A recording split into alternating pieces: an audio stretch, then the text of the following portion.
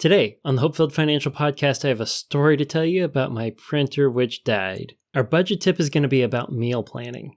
We have an excellent listener question. What should you do to prepare financially when you have an unexpected child on the way? And lastly, for the main topic, we're going to be reacting to an episode of the ever-popular TV show, Bluey. Turns out we can learn a lot about our wants and needs from Bluey.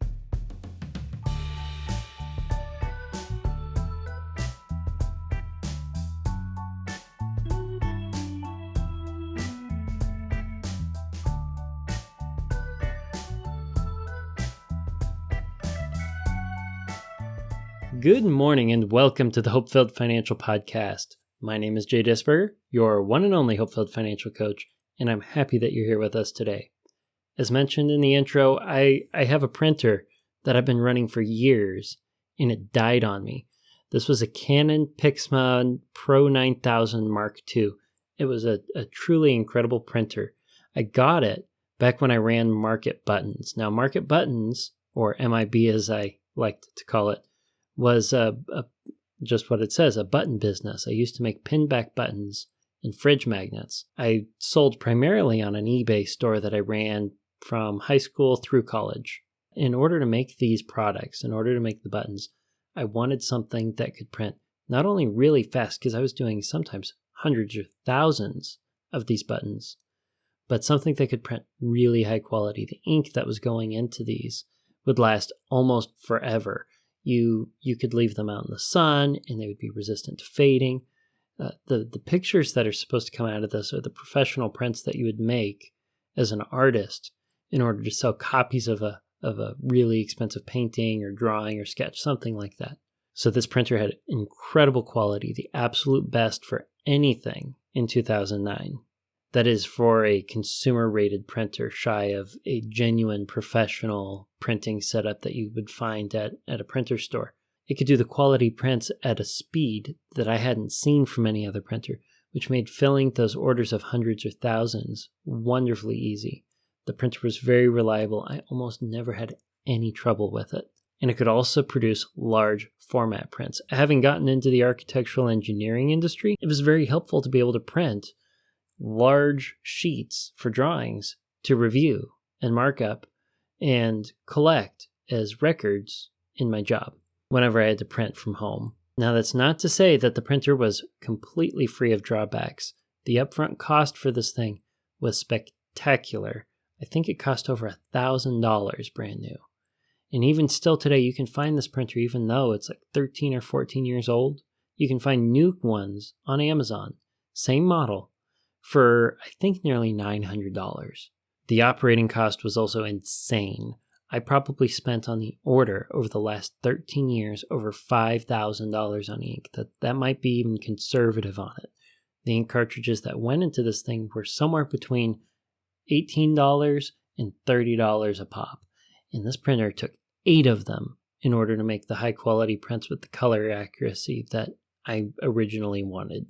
And those ink cartridges were relatively small. So I was replacing them 1 or 2 a month on average. And when I had high volume jobs, for example, when I was printing the save the dates or the invitations for my wedding, I think I went into the store, the office store for ink, 7 times in the span of 3 days, to the point the employees started making fun of me for not going in and grabbing all the ink I needed on round 1 and continually running out. 2 more drawbacks. The printer never had wireless printing, which means I always had to be hardwired if I ever wanted to print anything. And that limits proximity. It takes away a USB port on my dock in my current situation that I have. And lastly, it never printed double-sided. If you wanted to print double-sided, you'd have to print everything for all the odd number pages, collect those, flip it over, make sure you're printing in the right order, make sure you didn't spin it around, and then print all the even pages. And this became all the more inconvenient when I started printing workbooks for the workshops that I do for HopeFilled Financial Coaching. And over the last few months, I had been thinking about replacing the printer for all of these trade-offs that I just listed. The big ones were the operating cost and the not printing double-sided. I don't do near as many beautiful photos as I used to do. I do still like to print family photos, and printing high quality family photos that I can put into scrapbooks and memory books and baby books, that still matters a lot to me. but I didn't require the quality that this printer was able to produce in order to meet that want that I had. And because it wasn't broke and I was still getting good use out of it, I was putting up with the fact that it didn't do double-sided and that it cost a lot to run. I was just going to keep going until the printer died, which is what happened last week. Last week I went to reprint the photo that I have of Amanda sitting on my desk. When I go to print it, I hit print and it doesn't work. I get an error code. The printer starts blinking green and yellow, alternating back and forth.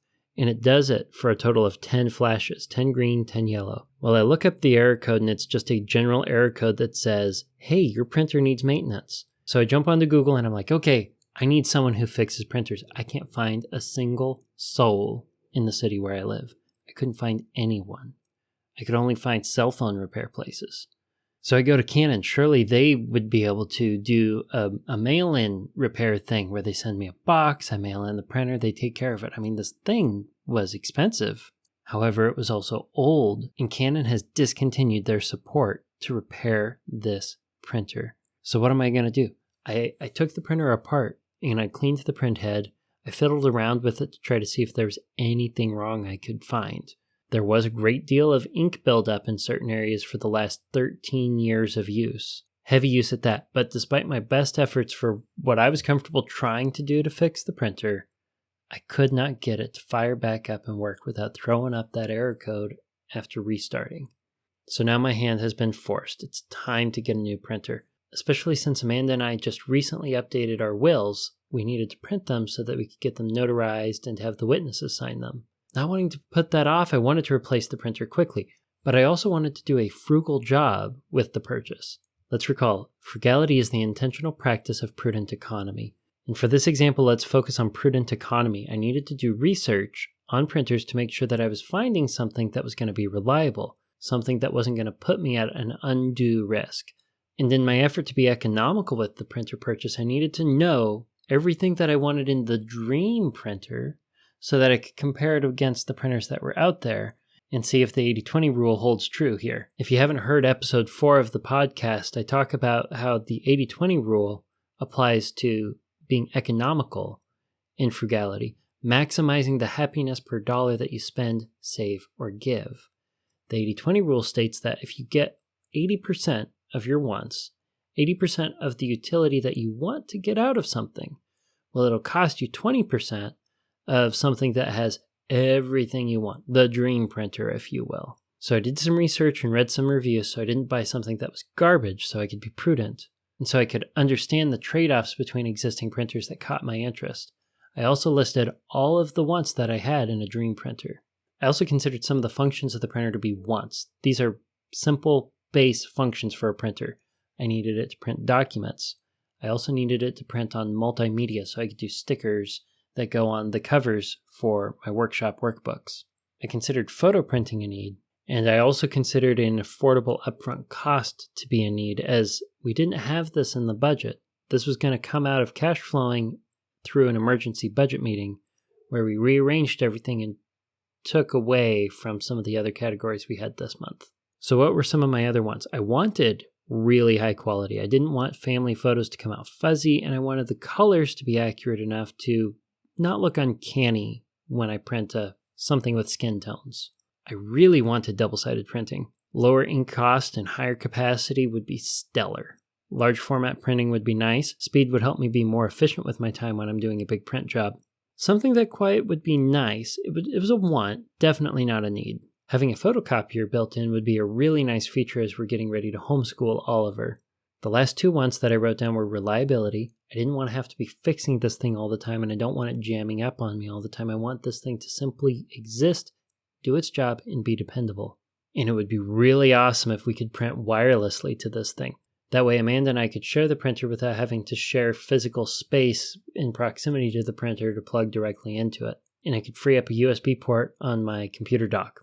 All that to say, I considered the wants and needs that were required of the dream printer that would do everything that I could possibly hope for. Everything that I could possibly want a printer to do. I narrowed my options down to the top 2 printers that appealed to me and ran it against my list of wants and needs. I ended up clipping one of them off because it did not print multimedia, and the photos came out fuzzier than the other one. Oddly enough, they were the same price. I settled on a Canon Pixma G7020 printer. It doesn't have the print quality that my previous printer had, that's for sure. It doesn't do large format printing like the alternatives would have, and it is slow. It is significantly more economical, and it doesn't use cartridges to fill up. It uses tanks that are in the printer. You get bottles and you fill them up. One full tank on the printer will print over 6,000 documents. I just think that's cool. And it cost about 25% of the printer that I had that had died. If you take the 3 or 4 once that I didn't get in this printer, I got about 80% of what I could have wanted in the dream printer for 25% of the cost. This squarely falls roughly in line with the 80-20 rule, and I can happily say that I made a frugal decision in picking this printer, and it's currently sitting behind the camera right over there. Now on to today's budget tip.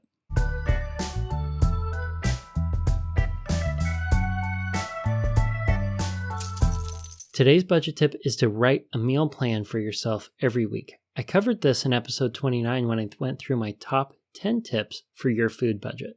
And even if you listen to that episode, I really want to drive this one home here. Making a meal plan is going to be a huge help to your budget, and it's going to help you reduce waste and improve your grocery efficiency. When Amanda and I do meal planning, we use a whiteboard that lists all 7 days for the week and has a slot for breakfast, lunch, and dinner. And it wouldn't be a bad idea to throw snacks on there if you really like snacks. We also like to include on the meal plan whiteboard the major events that are coming up this week. If there are certain hosting events or if we're going to be out and about, we put it on there so we don't accidentally plan a meal that's incompatible with our calendar. Back before we had Oliver, Amanda and I used to take turns running the meal plan. This was a way for me to practice meal planning. I mean, she was better at it than I was, so I needed more practice. But it was also a fun way that we could put our different wants on the meal plan alternately. And we could learn from each other, learn how I meal plan differently than she does and vice versa, and help us ultimately be better at meal planning on the whole. So why is meal planning important? Why does it help you with your budget? If you go to the store and you have your shopping list, how do you know what you're going to be putting on the shopping list? You might have an idea of some of the staples that you like to keep on hand. You might have an idea of some of the things you want to make, but you don't know for sure. And if you don't know for sure, do you buy too few groceries or do you buy too many? Well, more often than not, for me, when I was doing grocery shopping on my own, I would overbuy.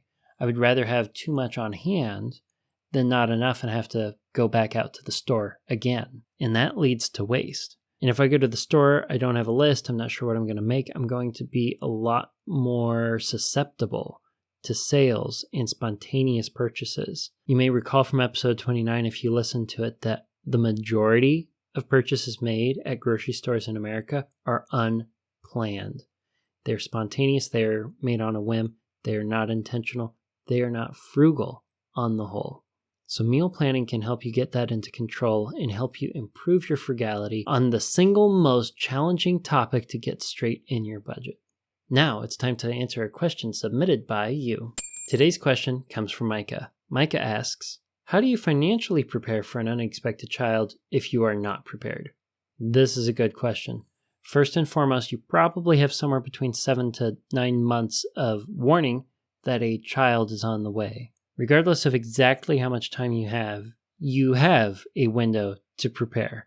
You know how long you have to save up for the major expenses.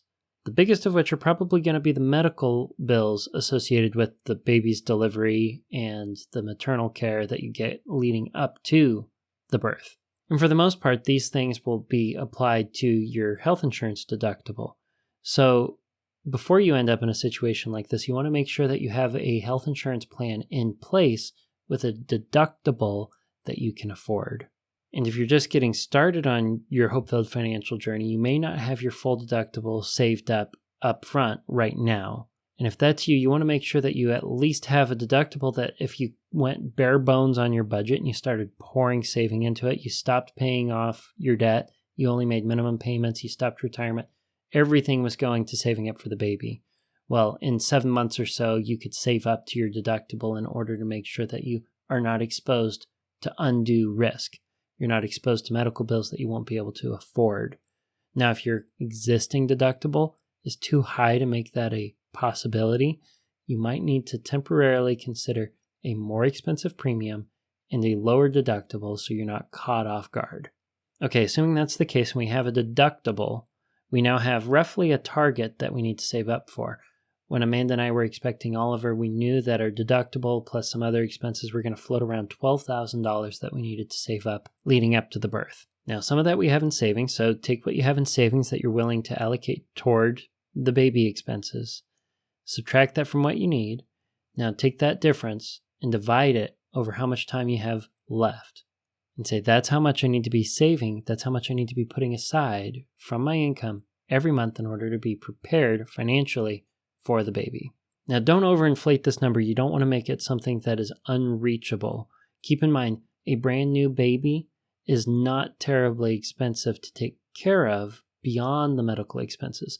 For example, when it comes to baby clothes, babies don't wear clothes very long at all, especially newborn clothes. You can get amazing used clothes for a newborn from thrift stores, or even secondhand from a family member who had a newborn who's already outgrown all of the outfits that they bought for those cute little, hey, baby announcement photos. And if buying used clothes isn't enough to trim the number down to something that's realistic, consider your diaper expenses. Amanda and I cloth diapered Oliver in order to cut down on costs and be able to reuse the diapers. This has saved us a great deal of money on disposable diapers. Now, what do you do if you're still not able to hit your target for what you believe you need to take care of the baby? Well, you can sell some things. You can sell some stuff in order to throw some bigger lump sums and reduce the amount that you need to be saving every month. Or you can pick up some extra work, do some overtime, do something in order to generate some extra income that you'll need to save up for the baby. While this might be really challenging, it is only temporary. This is a situation where you gotta figure out how to make things work. And maybe you can find some peace in this. Unexpected babies pop up all the time, and parents have figured out how to make it work time and time again, no matter what the situation is. And you can too. There's always someone who's been in a tighter place than you are right now with an unexpected child, and they figured out how to make it work. If you have people in your life who have made an unexpected child work, and they have fought through to be prepared for it, talk to them, hear their story. Take advice from those whom you love and respect. Breathe with them. Talk with them about it. Don't get inside your own head with this. Recognize that that baby is a beautiful blessing in your life, and it's all going to be okay on the other side of this major life change. Micah, I hope that helps. Now it's time to move on to today's main topic.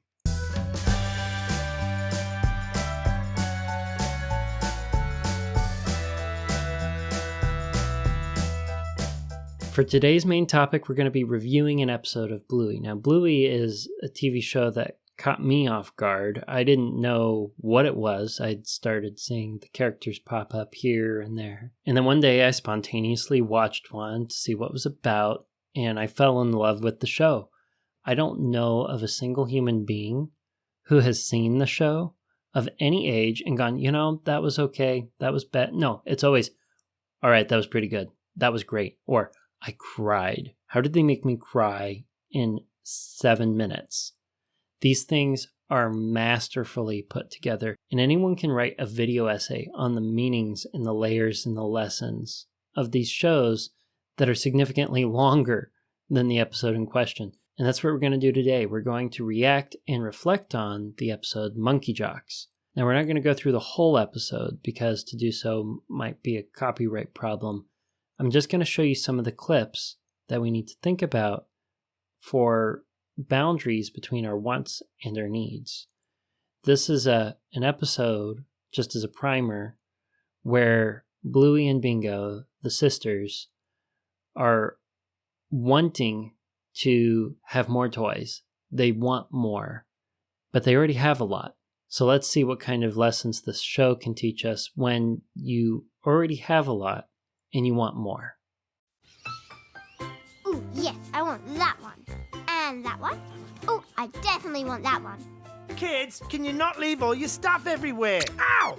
Biscuits! I'm bored. How can you be bored when you got this many toys? Jack, Can you buy me this Tommy Teddy, this Starlight Unicorn, and this Rainbow Boo Bear? No, you kids have got too many toys. What? We've hardly got any. Ah! That's it. We're having a chuck out. I just love how concisely they were able to put together the staging for this episode. It's been less than a minute. I think we've only seen 30 seconds here, and you already know the warm-up I gave you. The kids want more. The sisters want more toys. They are bored with what they have, and there's already so much that it's getting in the way of the parents, of Dad Bandit here, living a comfortable life. In essence, the family's wants are getting in their way of living. Note that Bingo, the little orange dog, mentions that she is bored even though she's surrounded by all these entertaining toys. At some point, she is fulfilling her desire to not be bored, to be entertained by consuming and not interacting with what she already has. Wanting more and attaining more want is not going to solve the issue. There's a different type of desire that Bingo's trying to fill, that Bluey and Bingo are trying to fill. And consuming more wants is not the answer. What I take away from this opening clip is that want begets more want. Consumption begets more consumption. Let's continue. Okay, one basket for keeping and one basket for chucking. No! But we keep all the special toys and nothing's going in the bin. It's all going to needy kids. But we're needy kids. You're spoiled kids. No, we're not. Wait, what does that mean? Focus, healers! Right, first customer. Chuck. Ah! No, Snowy special. Keep. Chuck. Tutney Chimp special. The bottle fairy brought me him. Not everything can be special. That's not how that word works. Ah, not Lady Sparklehound! Ah, we're off to a great start. Not the most efficient group when it comes to picking what they need to donate versus what they want to keep, are they? I really like when Chili, the mom in the show, is like, oh no, you can't get rid of that toy. That one's also special. So things I notice is the effort here is to be efficient with getting rid of their excess want by donating it, by giving it away, exercising generosity in order to efficiently deal with their excess. I think that's very frugal. Speaking of frugality, let's recall the economy part of frugality in the 80-20 rule. The 80-20 rule would state, in this particular situation, that the girls probably get the most joy out of 20% of the stuff. 80% of the time, they're playing with a select 20% of their toys. And the remaining 80% of the toys are only getting played with 20% of the time. So in an ideal world, if they wanted to have an efficient chuck party, as it were, they would be getting rid of about 80% of the toys and keeping the 20% that the girls played with for the majority of their playtime. Let's jump forward here. I'm going to skip through a montage where they basically put a handful of toys in the chuck bin, then move it to the want bin, and ultimately in the chuck bin, their donation bin, they're only going to have one toy remaining. Okay, so in the keep basket is everything, and in the chuck basket is a monkey wearing jocks. Mr. Monkeyjocks. We can't chuck Mr. Monkeyjocks. But you never play with him. We do. He's special. Well, you better show me he's special if you want to keep him. Okay.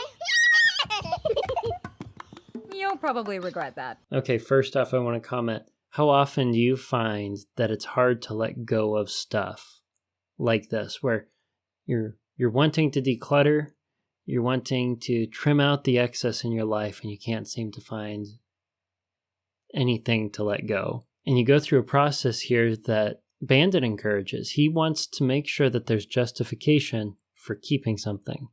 At the end of the chuck party, Mr. Monkeyjocks here is the thing that the girls wanted the least. It is the thing that they wanted the least, but they are not willing to let go of him. Well, Bandit, the dad, is like, hey, if you're going to keep him, you got to show me that you really want him. Show me that this particular toy is special. Almost to the point that he is more important than all of your other toys combined. When I'm in a situation here, if I'm finding a justification for keeping everything, I have to ask myself, is it going to be frugal to keep these things around for each item that I'm considering keeping or throwing away? A frugal exercise that you can try when you're going through a Chuck party would be to ask, would I buy this thing again today, or would I rather have the money I could get if I sold it? And the answer to that question, as well as reflection on the intentional practice of prudent economy, can be quite revealing. Let's skip forward a bit and see how the sisters are making Mr. Monkeyjocks extra special. Breakfast! I'll just take my seat. Hey! That monkey's in my chair! It's his chair now. Well, where am I supposed to sit? Is there any more bacon? Only for special people. Not you, floor boy. Floor boy? Or maple syrup, Mr. Monkeyjocks. Don't mind if I do.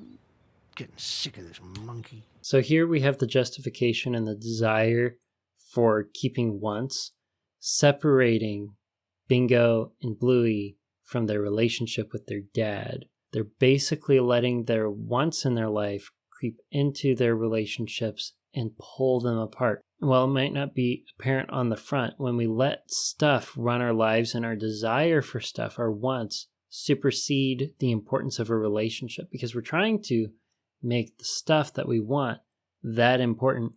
Well, we're letting our wants be more important than something very, very meaningful, our relationship with family and friends. So let me ask you this. Are the worldly wants or relationships going to ultimately be more important to you in this life? Let's skip forward again through a montage where the girls are making Mr. Monkeyjocks extra important and the relationship with Bandit is continuing to suffer because of it. Please help, huh? How's my little monkey man? Hey, mate, that's my wife. Not anymore. Mum married Mr. Monkeyjocks. What? When did this happen? I was going to tell you. You left me for a monkey? I'm sorry, honey. There's just something special about him. Well, what am I supposed to do? Oh, what's that? Oh, yes, good idea. You can be his monkey butler. Actually, I'd love to. How may I be of service, sir? Yes, sir, right away. You're probably going to regret that. Speaking of letting your wants hurt your relationship, here you have Chili getting in on the bit with great commitment to it, where she says that she's now married to Mr. Monkeyjocks, where she shows that she is emotionally attached, emotionally married to wants. And I ask you this, if you're married, have you ever been in a situation where you wanted something really, really bad and your spouse didn't understand that you wanted that particular thing and you go back and forth about it, and instead of working on a compromise, you went out and you bought that thing anyway? Well, in that sort of circumstance, you're putting aside the relationship building and the trust in the marriage in place for that thing that you wanted. And in a sense, that's what this particular clip reminds me of, choosing your wants over your relationship, the relationship that you should be caring about the most, the relationship that should be the most loving in your life. Now, this scene leaves Bandit as the odd man out.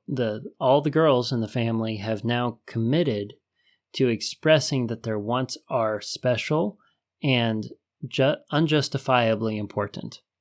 So Bandit here gets an idea. Bandit decides to flip the tables. We're going to skip forward now to where Bandit embodies what it is to have want beget more want, and show the girls in the family, show Chili, Bingo, and Bluey what happens when your wants supersede relationship.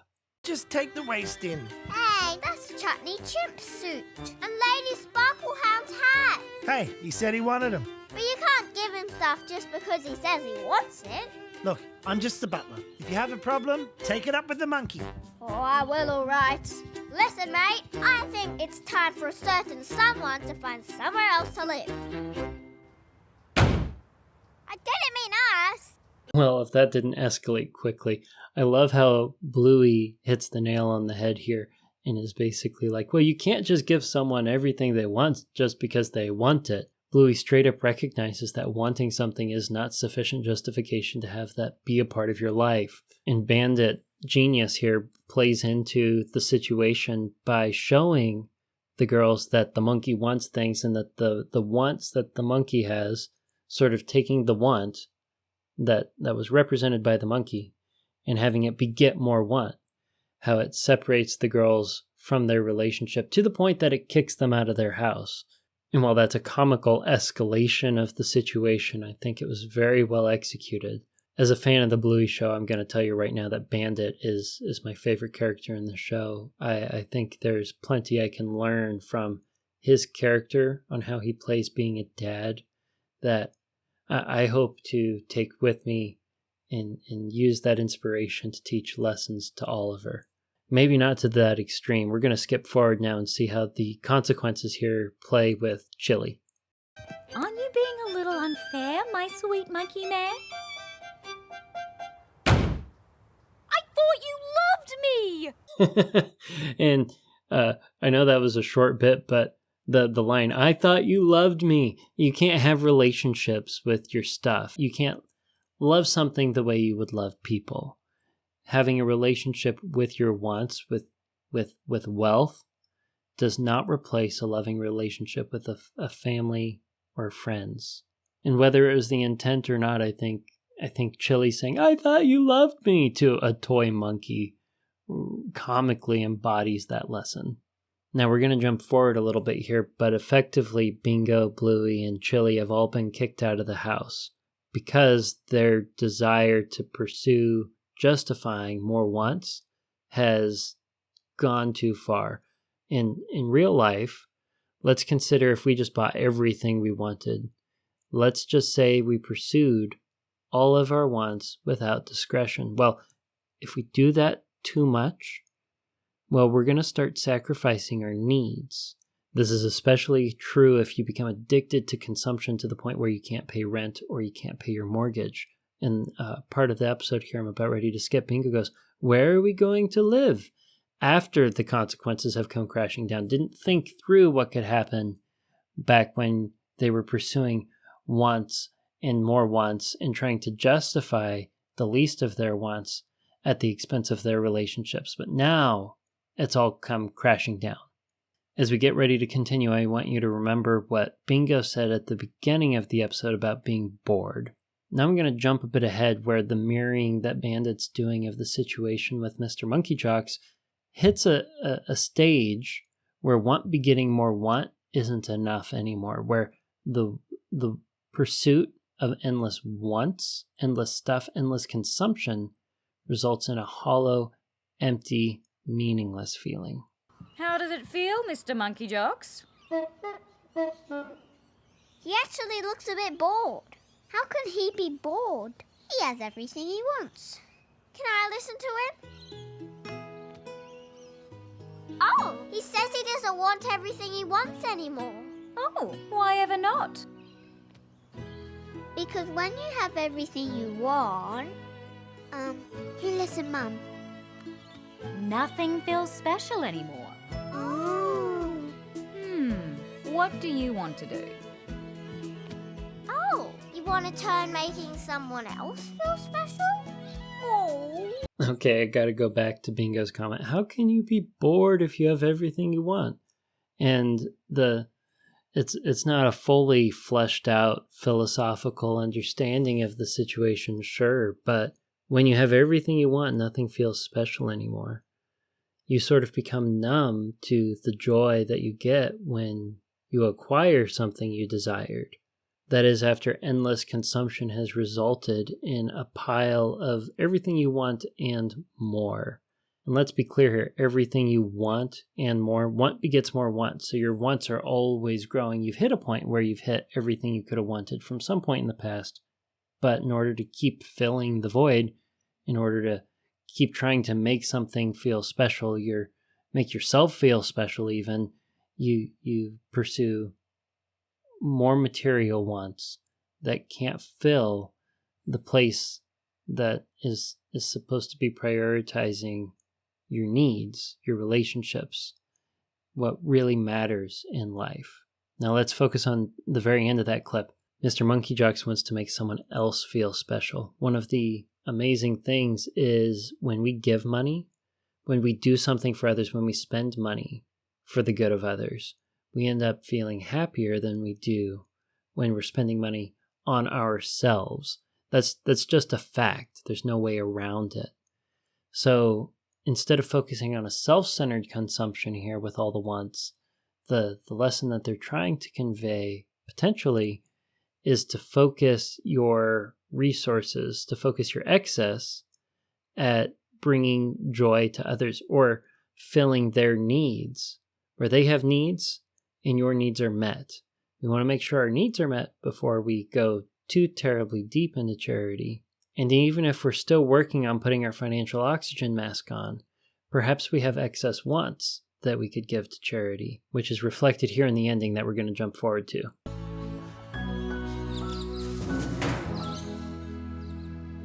Now, don't get excited. It's just a little something I found in the op shop. Thanks, Mom.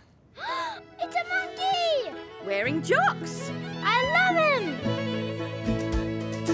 Oh, I love that ending. I don't know how they do it, but some of these Bluey episodes, you watch them, and they get you off guard. They're funny, they're entertaining, and then right at the end, just 1, 2, they hit you with an emotion, and you're like, I'm not crying, you're crying.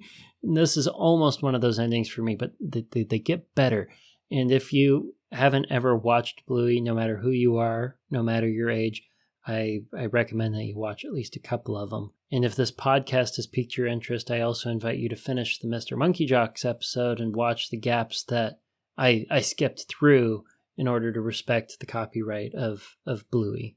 But how great is it that in the end here, the Healer family learns how to let go of their excess. They learn that there's more to life than want begetting more want. And instead of focusing on, ooh, I want all these things, they start intentionally practicing prudent economy. They start to let go of their excess wants in a way that helps someone who doesn't have as much excess and want. Isn't the joy of giving just a downright beautiful thing?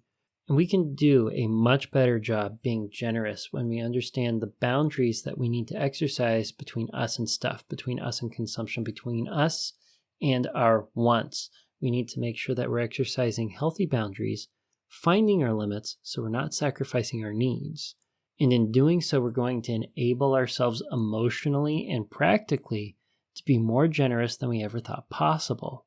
And the ultimate result of that is we're going to be happier than we ever could have simply pursuing consumption, simply pursuing our own wants. If you liked today's episode, follow us, leave a comment, subscribe, whatever it is on the platform that you're listening to. But until next week, until next Tuesday, budget bravely and enjoy your hope-filled financial future.